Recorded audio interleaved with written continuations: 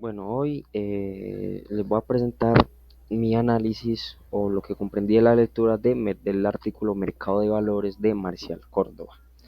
Bueno, yo leí el primer capítulo de este artículo que habla sobre el sector financiero. Bueno, el sector financiero en este artículo hablan que pues, se encarga de todo lo que es las finanzas, etcétera, etcétera, y que se puede dividir en dos partes, en dos mercados. Que primero que todo tenemos el mercado de valores, que también lo conocemos como la bolsa de valores, y este es fundamental porque este mismo estabiliza la economía a nivel mundial. Bueno, por otra parte tenemos los mercados bancarios, que pues como su nombre lo dice, se trata de aquellos de todos los bancos. Y los bancos se encargan de producir préstamos del que sacan cierto interés y hacen parte del sistema financiero. Bueno, en estos préstamos hay dos partes incluidas que son los oferentes y los demandantes. Los oferentes son aquellos que prestan su excedente de dinero para que los demandantes lo utilicen en sus proyectos o en diferentes necesidades. Bueno, estos también los podemos referir como instituciones financieras. Entonces, por la parte de las instituciones financieras, podemos hablar de que hay tres tipos de instituciones financieras o tres utilidades que esta tiene. Primero que todo son los activos. Los activos lo que hacen es una forma de mantener la riqueza en movimiento, ya que cierta persona con algún excedente de dinero que no quiera tener, por así decirlo, eh, un, un dinero, haciendo el ejemplo con dinero, un dinero quieto, eso los invierten en activos y hace que estos mantengan en constante flujo e incluso muchas veces generan rentabilidad frente a ese movimiento. Por otra parte tenemos el mercado financiero, que el mercado financiero son todo aquel mercado que intermedia entre personas con recursos y aquellos que lo solicitan, que sería como el mismo caso de los oferentes y los demandantes, oferentes siendo aquellas personas con los recursos y aquellos que lo solicitan los demandantes. Bueno, por otra parte tenemos los especialistas. Eso es lo que hacen en ciertas instituciones financieras, es que cogen el estado líquido de activos que tienen o de riqueza que tienen, los líquidos de riqueza que tienen en ahorro y los utilizan para la inversión, generando así una rentabilidad. Bueno, por otra parte tenemos que las instituciones financieras también ajustan las necesidades de inversores y ahorradores. Entonces, como podemos ver un ejemplo un poco gráfico, la institución financiera eh, habla con los oferentes, o en este caso los inversores, y estos, por así decirlo, les prestan un dinero y la institución financiera va y busca a los demandantes o los ahorradores para que estos, por así decirlo, soliciten ese préstamo. E igualmente los demandantes van y solicitan a la institución financiera para que ésta busque algún oferente para utilizar sus recursos. Bueno, entonces por esto podemos decir que la institución financiera es un intermediario. Bueno, acá tenemos dos cosas que son las instituciones mediadoras y los tipos de intermediarios. Por los tipos de intermediarios tenemos los no bancarios y los bancarios. Bueno, los bancarios son aquellos que pueden generar recursos como medio de pago, que en general pues son prácticamente todos los bancos. Ahora, los no bancarios son aquellos que no pueden generar recursos y solo funcionan como mediación. Algunos ejemplos de eso son los seguros, las empresas de seguros, los fondos de pensiones, instituciones de inversiones, aseguradoras y empresas de leasing y factoring. ¿Qué son estos dos términos? Que para mí son dos términos nuevos. Acá los podemos ver en instituciones no bancarias. Bueno, ¿qué es el leasing? Primero que todo, el leasing es un contrato que facilita tanto a empresas como a particulares el arrendamiento financiero de un bien inmueble o mueble a cambio de una cuota periódica. Eso es el leasing. Ahora, por parte del factoring, el factoring es que se encarga de cobrar las facturas a los clientes de la empresa. Cuando los clientes pagan las facturas, la entidad de factoring retiene una comisión por sus servicios y la devuelve al remanente, o sea, a la empresa.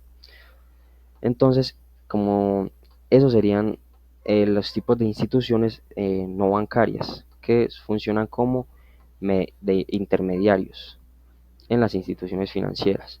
Bueno, después tenemos instituciones que son meramente mediadoras, que acá tenemos primero que todo los brokers. Los brokers son aquellos que, por así decirlo, te prestan los recursos y